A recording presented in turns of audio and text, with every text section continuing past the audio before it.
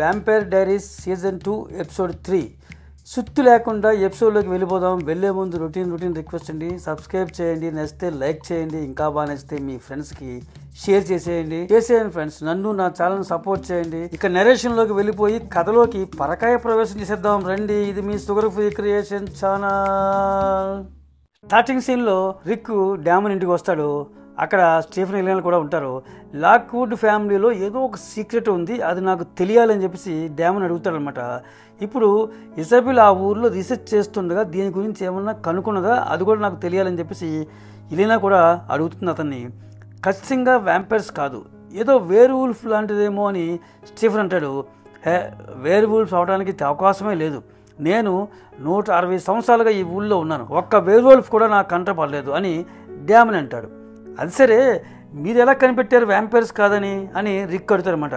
అప్పుడు వీళ్ళు అంటారు, జాన్ డివైస్ ఎఫెక్ట్ చేస్తుంది, కానీ వివోన్ వీళ్ళని ఎఫెక్ట్ చేయటం లేదు. దీన్ని బట్టే మేము ఆ నిర్ణయానికి వచ్చాం అని చెబుతారు వాళ్ళు. ఇలా డిస్కస్ జరుగుతుండగా ప్యారలల్గా ఈ కథకు మేషన్ టైలర్ ఫారెస్ట్లో జాగింగ్ చేస్తుంటారు. మేషన్ సడన్గా ఒక అండర్ గ్రౌండ్లో ఉన్నటువంటి పాత బిల్డింగ్లోకి, సొరంగం లాంటి దాంట్లోకి వెళతాడు. టైలర్ వాడిని కూడా ఫాలో అవుతాడు వాడు తెలియకుండా. సొరంగంలో ఉన్న కింద ఒక జైలు, గొలుసులు, ఊచలు లాంటివి విచిత్రమైన గుర్తులతో ఆ కింద ఉంటుంది. ఇక్కడతో టైటిల్ కార్డు వేస్తారు, the vampire diaries season 2 episode 3. Titles అయ్యాక మ్యాట్ క్యారలినా ఇంటికి వస్తాడు. టైలరు ఒక స్విమ్మింగ్ పూల్ పార్టీ అరేంజ్ చేస్తున్నాడు, మన ఇద్దరం వెళదామని చెప్పేసి అంటాడు. కానీ క్యారలినా ఇంట్లోనే ఉండి డోర్ తీయదు, ఫోన్ చేస్తే ఫోన్ కూడా లిఫ్ట్ చేయదు. నెక్స్ట్ సీన్ స్టీఫెన్ ఎలినా మాట్లాడుకుంటుంటారు. నువ్వు రిక్కు డ్యామన్లతో వెళ్ళు, నేను క్యారలినాను భద్రంగా చూసుకోవాలి అని చెప్పేసి స్టీఫెన్ ఎలినాతో చెప్తాడనమాట. నెక్స్ట్ రిక్కు డ్యామన్లు బయలుదేరుతుండగా, నువ్వు ఆందోళన పడద్దు స్టీఫెన్, ఎలినాను నేను చాలా జాగ్రత్తగా చూసుకుంటాను అని చెప్పేసి డ్యామన్ స్టీఫెన్తో అంటాడు. కావాలని డ్యామన్కి మంట పుట్టేలాగా ఆ స్టీఫెన్లు ఎలినాలు కిస్ చేసుకుంటారు, తర్వాత బయలుదేరుతారు. నెక్స్ట్ సీన్లో టైలరు అతని అమ్మతో అడుగుతుంటారనమాట. అమ్మ, అడవులో ఒక పాత బంగ్లా ఉంది, అది ఎవరిది ఏంటి అని అడుగుతాడు. అది మన పాత రోజుల్లో లాక్వుడ్ ప్రాపర్టీనమ్మా, ఇప్పుడు అక్కడ ఎవరు నివసించట్లేదు అని చెప్పేసి చెప్తుంది. ఇంతలో అక్కడికి మేషన్ సడన్గా ఎంట్రీ ఇచ్చి, ఏంటి డిస్కషను అంటాడు. ఏమీ లేదు, అడవిలో ఓల్డ్ లాక్వుడ్ ప్రాపర్టీ గురించి అని చెప్పేసి టైలర్ చెప్తాడనమాట. అలాగే ఇప్పుడు టైలర్ వాళ్ళ అమ్మతో అంటాడు, అమ్మ, ఆ ప్రాపర్టీలో నేను ఒక స్విమ్మింగ్ పూల్ పార్టీ కండక్ట్ చేయాలనుకుంటున్నాను అని చెప్పి చెప్తాడు. దానికి అమ్మ అంటుంది, జాగ్రత్త నాన్న, ఆ ప్రాపర్టీకి ఏ డ్యామేజ్ జరగకూడదు అని చెప్పేసి పర్మిషన్ ఇస్తుంది. నెక్స్ట్ సీన్లో క్యారలినాకు ఒక రింగు కావాలని బోనీతో మాట్లాడుతుంటాడు స్టీఫెన్. వద్దని కరాఖండిగా బోనీ చెప్తుంది. నన్ను నమ్మి బోనీ, ఏ విధమైన ఆపద రాకుండా క్యారలినా జాగ్రత్తగా నేను చూసుకుంటాను కదా అని చెప్పేసి కన్విన్స్ చేయడానికి ప్రయత్నం చేస్తూ ఉంటాడు స్టీఫెన్. నెక్స్ట్ సీన్లో రిక్ డ్యామన్ ఎలినాలు కారులో వెళుతుంటారు రీసెర్చ్ సెంటర్కి. ఎలినా డీమెన్తో అంటుందన్నమాట, నువ్వు కావాలని మా తమ్ముడు జెరీబీని చంపాలని చూసావు కదూ అంటుంది. అదేమి లేదు, వాడి చేతికి రింగు చూసి కావాలని ఆట పట్టించడం కోసమే అలా నటించాను అని అబద్ధం చెప్తాడు. అబద్ధం చెబుతున్నాడని ఎలినా కనిపెడుతుంది కూడా. నెక్స్ట్ సీన్లో క్యారలినాకు రింగు తయారు చేసి ఇవ్వాలనడానికి బోనీ ఒప్పుకుంటుంది. రింగ్కి ఆ మ్యాజిక్ కూడా అప్లై చేస్తుంది, తయారవుతుంది. ఆ క్యారలినా ఆ రింగు వేసుకుంటుంది. ఇప్పుడు అది పని చేస్తుందో లేదో అని చెక్ చేస్తారు. విండోలోంచి ఆ సూర్యకిరణాలు ఆ క్యారలినా మీద పడినా కూడా ఆమెకి ఏమీ అవ్వదు. అందరూ హ్యాపీగా ఫీల్ అవుతారు. నెక్స్ట్ సీన్లో ఆ రిక్, ఎలినా, డ్యామన్లు ఇజబెల్ రీసెర్చ్ సెంటర్కి వస్తారు. అక్కడ ఇజబెల్ అసిస్టెంట్ బ్యానెస్ని కలుస్తారు. ఒక రూములో ఉన్న ఇజబెల్ బుక్స్ అన్నిటినీ కూడా చూపెడుతుంది, చూసుకోండి అని చెప్పేసి ఆ వెనస్ అంటుంది. అలా అందరూ ఆ బుక్స్ని చూస్తుండగా వెనస్ చురకత్తి లాంటి చూపులతో బాణం వేసి ఎలినాని చంపాలని గురిపెడుతుంది.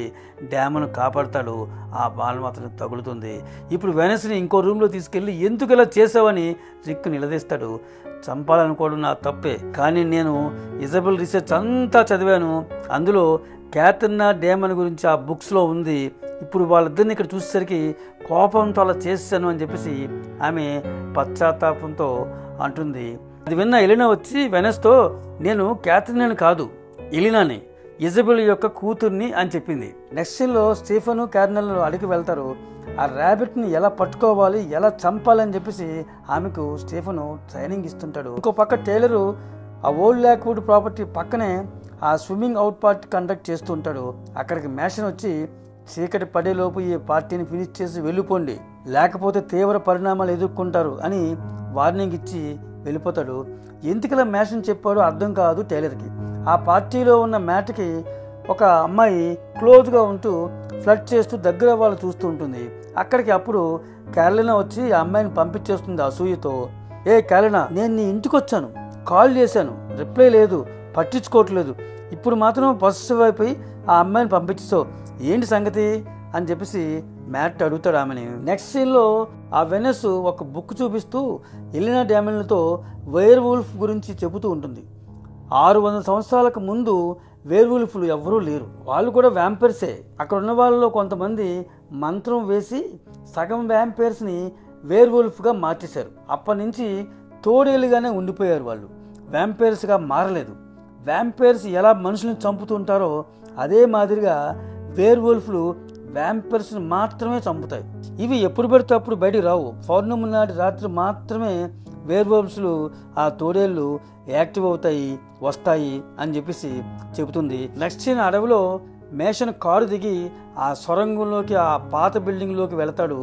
గొలుసులతో తనకు తనే కట్టుకుంటూ ఉంటాడు.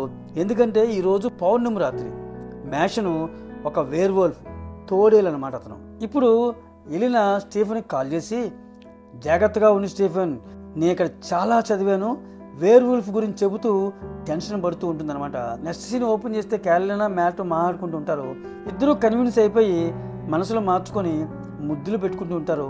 స్టీఫెన్ ఎలినాతో మాట్లాడాక వెనక్కి తిరిగి చూస్తే ఈ ఇద్దరు కూడా అక్కడ లేరు. షాక్ అయిపోతాడు స్టీఫెన్, ఎక్కడికి వెళ్ళారు అనుకుంటాడు. ఇక్కడప్పుడు మేషను ఆ గొలుసులతో తనే కట్టుకొని బంధించుకుంటాడు. అదే ప్లేస్కి టైలరు ఒక అమ్మాయితో వస్తూ ఉంటాడు. ఆ అమ్మాయి ఎవరో కాదు, ఇందాక మ్యాట్తో క్లోజ్ అయిన అమ్మాయి, ఫ్లడ్ చేసిన అమ్మాయి. ఇప్పుడు ఇద్దరు కూడా ఆ లాక్వుడ్ ప్రాపర్టీ కిందకి వస్తూ ఉంటారు, ఆ బిల్డింగ్లోకి. ఇదేం ప్లేసు అని చెప్పేసి ఆ అమ్మాయి అడుగుతుండేది. చెప్తాను కానీ నువ్వు సింగిలే కదూ అని చెప్పేసి అడుగుతాడు. సింగిలే అని చెప్పేసి అంటుంది ఆ అమ్మాయి. ఆ ఇద్దరు వస్తున్నటువంటి వాళ్ళని మేషన్ చూస్తాడు. అరే, ఈ ప్లేస్ తప్ప మీకు ఏ ప్లేసు దొరకలేదట్రా అని చెప్పేసి ఆ గొలుసులతో విడదీసుకొని ఆ మేషను వెనక నుంచి వేరే మార్గంలో పారిపోయి ఆ రోడ్డు మీద ఉన్న తన ట్రక్కు కారులో దూరిపోతాడు. ఒక పక్క పౌర్ణమి రాత్రి స్టార్ట్ అయింది. ఆ ట్రక్కు కారు ఊగుతూ ఉంటుంది. కంగారు పడకండి, లోపల మేషను తోడేలుగా మారిపోతూ ఉంటారనమాట. ఇంకో పక్క టైలరు ఆ అమ్మాయి ఆ కింద బిల్డింగ్లో రొమాన్స్ చేస్తూ ఉండగా ఆ అమ్మాయి, నేను ఏదో సరదాగా ఫ్లర్ట్ చేశాను, అంతలోనే ఇంత ఫాస్ట్గా దగ్గరకు వచ్చేస్తున్నారు అని చెప్పేసి టైలర్ నుంచి ఆ అమ్మాయి విడిపోయి వెళ్ళిపోతుంది. ఇంకో పక్క స్టీఫెను ఆ కేరళను వెతుకుతూ వస్తూ ఆ ఊగుతున్న ట్రక్కు పక్కకు వస్తాడనమాట. ఏం జరుగుతుంది లోపల అని ఆ కారుని చూస్తూ ఉంటాడు స్టీఫెను. ఇంతలో సడన్గా లోపల ఉన్న మేషన్ పూర్తిగా తోడేలుగా మారిపోయి ఆ కారు అద్దాలు పగలు కొట్టుకొని దూకి పారిపోతాడు. స్టీఫెను బిత్తరిపోతాడు అనమాట. నెక్స్ట్ కట్ చేస్తే ఎలినా డామిన్లకి ఇద్దరు కూడా ఆ రీసెర్చ్ సెంటర్లో నుంచి రిటర్న్ అవుతూ ఉంటారు. అక్కడ డేమను ఎలినాతో ఒక బుక్ ఇస్తూ, నువ్వెందుకు క్యాథరిన్లా ఉన్నావు అని అనుమానం వస్తుంది కదా నీకు, ఈ బుక్ చదువు, ఇందులో క్యాథరినా గురించి రాసుంది. అసలు క్యాథరినా యూరోప్ నుంచి వచ్చింది, ఆమె రియల్ నేము కేథరినా పెట్రోవా, ఆ పుస్తకం పేరు కూడా పెట్రోవానే. ఇంకో పక్క క్యారలినా మ్యాట్లు కిస్ చేసుకుంటూ ఉంటారు. ఆ సందర్భంగా అక్కడ ఆ మ్యాట్ యొక్క చెయ్యి ఏదో కొమ్మ గీసిపోయి బ్లడ్ వస్తుంది. ఆ బ్లడ్ని చూసి క్యారలినా టెంప్ట్ అవుతుంది. ఈ టెంప్టింగ్ బిల్డప్లు అనేది వ్యాంపైర్ డైరీస్లో చాలా ఎక్కువగా ఉంటాయి. ఎప్పటి నుంచి మొదటి నుంచి కూడా చూసినా అలాగే ఉంటుంది అన్నమాట. సీజన్ 1లో కూడా అంతే ఉంటుంది.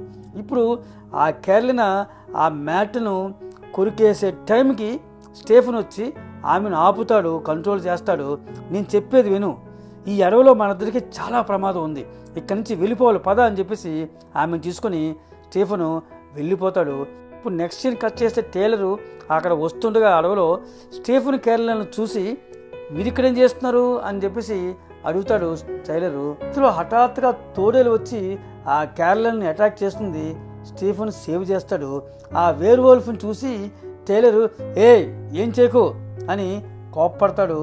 అవన్నీ వెంటనే ఆ తోడేలు అక్కడి నుంచి సర్రున పారిపోతుంది అనమాట. నెక్స్ట్ సీన్ కట్ చేస్తే క్యారలినా మ్యాట్ని మైండ్ కంట్రోల్ చేసి డీవియేట్ చేస్తుంది అనమాట, ఆడన్నీ మర్చిపోయేటట్టు. ఇప్పుడు టైలర్ వచ్చి ఆ ట్రక్కు కారుని చూస్తే మొత్తం డ్యామేజ్ అయిపోయి ఉందన్నమాట. అంతలో అక్కడికి మేషన్ వస్తాడు. రే నువ్వేనా ఆ వైర్ వల్ఫీ అంటాడు. అవును అని నిజాన్ని ఒప్పుకుంటాడు మేషను. నెక్స్ట్ సీన్లో బార్లో కూర్చొని మ్యాట్ అదే అమ్మాయి మాట్లాడుకుంటూ ఉంటారు. వాళ్ళు రొమాంటిక్గా ఉంటుంటారు. అక్కడికి క్యారలినా వస్తుంది ఆవేశంగా.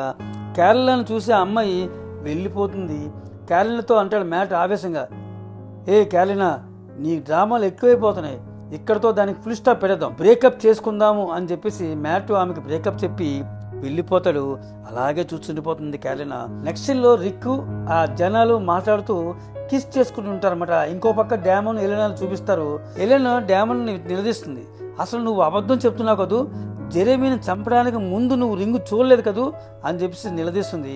అవును నేను అబద్ధం చెప్పాను, రింగు చూడలేదు, చంపాలనుకున్నాను అని చెప్పేసి డామన్ ఒప్పుకుంటాడు.